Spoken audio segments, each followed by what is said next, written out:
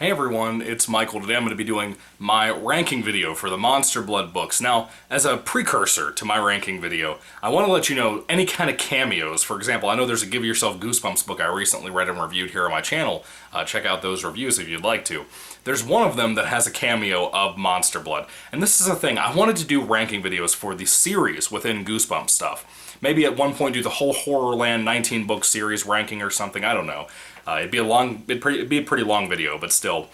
I don't want to talk about cameos. Like, if I ever do the reviews for Slappy's books, I kind of just want to do the books where he is the main antagonist, or he's a forefronter, you know, like if I talk about the movie novel or anything like that. But when it comes to cameo appearances, like, for example, Slappy appears as a cameo in something like, well, for example, the same book that I'm talking about, the Monster Blood cameo for one of the Give Yourself Goosebumps books, he appears in that same book. I think it's the first one, Escape from the Carnival of Horrors, #1 from Give Yourself Goosebumps. I don't want to include things like that. I just want to talk about main books that are based around him, whether it be by title or whether it's actually like those IDW comic books that have him involved there too. It'll get tricky with things like Horrorland, like the actual Horrorland, like One Day at Horrorland and Return to Horrorland. It'll be a little tricky with things like that, but yeah, still, I think that this is, it's going to be a weird ranking video, because I'm not the biggest Monster Blood fan, frankly. I don't adore it like everybody else seems to. I have 6 books here. Yeah, there's typically only 5. But there is a TV book that I have included in here as well, because it's Monster Blood. It's a TV book. It's still a book. It still counts. It's a novelization of the TV episode. And I'm going to place it in here somewhere. Like I said, I have 6 books. It's going to be interesting to see what you guys think in the comment section down below, because I know a lot of people love Monster Blood, apparently. Most Goosebumps fans, young or old, like myself, old, seem to love the series. Like, I don't get it. I don't understand what it is. There are certain books that I understand easily, because they're appealing and they're fun. But there's a couple in here, man, that I don't know, man. You know, if you see my reviews, if this happens to be my first video ever from you, you might possibly have your mind changed, you might not, I don't know. I'm not going to go into spoilers or anything else, but yeah. So let's start the video.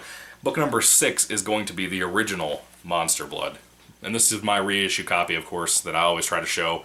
I tried to read Monster Blood, the first book, only, a bunch of times when I was a kid. I got this at a skating rink birthday party that I had years and years and years ago, for probably like my 8th or 9th birthday, maybe 7th birthday, it was something like that. And this just, it didn't do it for me, man. It really did not. Or wait, it would have been like my 10th or 11th or something, because these didn't come out till like 2004. It would have been like 10th or 11th. Anyway, it doesn't matter. This is not a really great book. It's a very dry book, and to be compared to something like Welcome to Dead House, the first book ever that came out 2 books before this, Welcome to Dead House was fantastic for pretty much the whole book. I'd say it was fantastic. But then you have this, where it's really dry, it's really odd. You know, I don't like the first Monster Blood all that much. I'm not a fan of it. The next book in the series, or in the ranking, excuse me, for place number 5, is going to be the one that I just uploaded a review for, Goosebumps Horrorland #3, Monster Blood for Breakfast. This was a big old letdown. The Horrorland series, for the first 2 books that I've read so far of this, I've read 3 or 4 in total across the different Horrorland era, because some books are included in this big overall story from Horrorland and some aren't. The first 2 books, Revenge of the Living Dummy, is really solid. I really dig that book. And then you have the next book, Creep from the Deep, which is basically Deep Trouble 3. I really love that. Both of those books are genuinely scary. They have some creepy stuff in there, some scary stuff, especially in Creep from the Deep. Creep from the Deep is my favorite Deep Trouble book, easily. And then you had this, that I expected to be a darker book, and it's not. Almost at all. It doesn't even have Evan in it. Evan and Andy aren't even in this. They're in the first book, but I rate that lower than this because that book is so dry and boring. At least this one's decent. At least it has something going for it. And you have a character that's kind of like Kermit from the later Monster Blood books in it. His nickname is Worm. His real name is Bradley. He gets on everybody's nerves. He gets on my nerves. He gets on your nerves if you read the book. But I like the story a little bit better than Monster Blood, the original Monster Blood. Not by much, though. There's not a whole lot saving this book and making it better. There's one particular scene that made me laugh really, really hard, that I've never laughed like that in a Goosebumps book reading. And, yeah, and then, of course, at the end of it, you have the Horrorland section of the book. That's like the last 40 pages of this book that ties into the first 2, Revenge of the Living Dummy, and, what is it called? Creep from the Deep. Sorry, I just totally forgot what it was. Blanked out for like 2 seconds, like 2 a.m. But it doesn't compare to those first two books. Even the Horrorland section of the book isn't as good as the Horrorland section in those first two books. So it really let me down in a lot of respects, man. But, you know, it is what it is. Again, I put it at place number 5. I think it's just barely different and better than the original Monster Blood. How can you not put Evan and Andy in there? That's a sin, man. Anyway, the next book on the ranking for place number 4 is going to be Goosebumps Presents TV Book number 15, Monster Blood. Yes, it's a novelization of the TV episode. Has some color pages in here too. I really like the TV episodes, part 1 and part 2. They're not really part 1 and part 2, but they sort of are at the same time. There's Monster Blood, and it used to be called Monster Blood 1. Now they advertise it on Netflix and stuff as Monster Blood, and that's it. The second episode is called More Monster Blood. This is just based on the first 20-minute long episode. And it's better than the other two, I think, that I just put in the ranking from the original Monster Blood that this is supposed to be an adaptation of.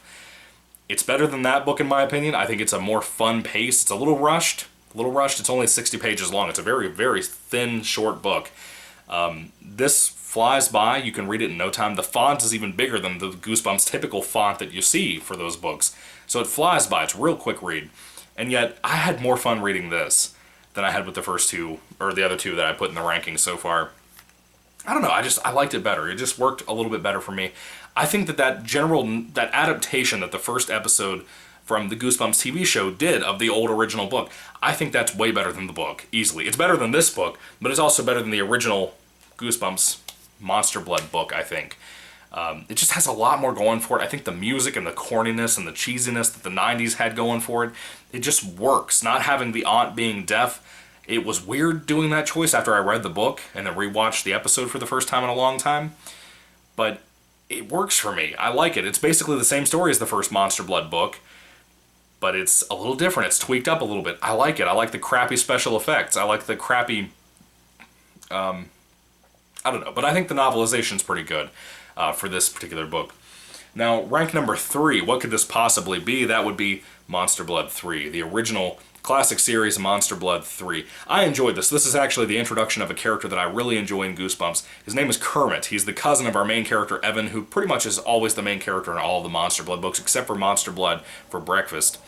And Kermit is a scumbag. He's just a little punk. He always tries to get our main character, Evan, in trouble all the time with his aunt, which is Kermit's mom.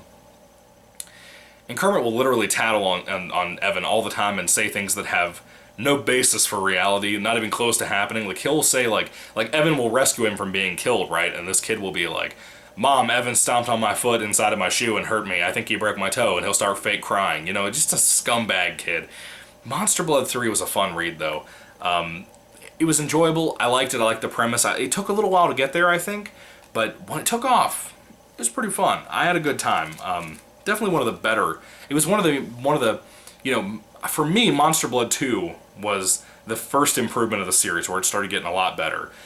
And then this book carried that on a little bit for me. I think the consistency worked for me. Now, by now, I think a lot of people are kind of probably already in shock that are fans of Monster Blood of where I have currently, what we have left for the last 2 books of the ranking. Again, ranking doesn't matter. This is not about quality of the books. This is about opinion of what you liked and how you liked it. How much you enjoyed the certain books individually. It has nothing to do with the quality of them. It can literally be based entirely on biasness and enjoyment and nostalgia if you happen to have that for it. It doesn't matter. I just read this book for placement number 2 on the ranking scale.